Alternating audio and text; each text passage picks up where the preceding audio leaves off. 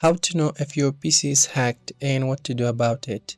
The first thing I recommend you do is use some antivirus protection to remove any current threats on your computer.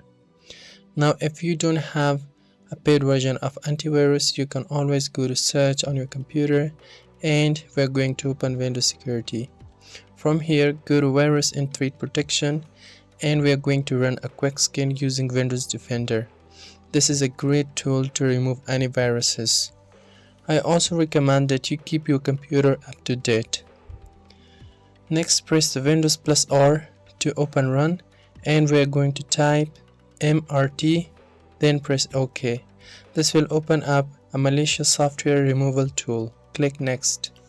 From here, you can select Quick Scan, Full Scan or Custom Scan. I'm going to go to Next. Wait for this to finish. It will look for any infected files and they will automatically be removed. Once that's done, press Finish at the bottom. Next, we are going to press Windows plus R key again and type NETPLWIZ,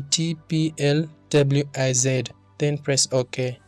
If you see any user account on your computer that looks unfamiliar, remove them from this section, then press OK at the bottom. Now go to your desktop, open search bar and look up startup apps. Then click on it. In this section, if you see anything unfamiliar, search its name on Google to check if it's safe.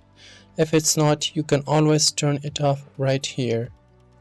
If this guide was helpful, like, subscribe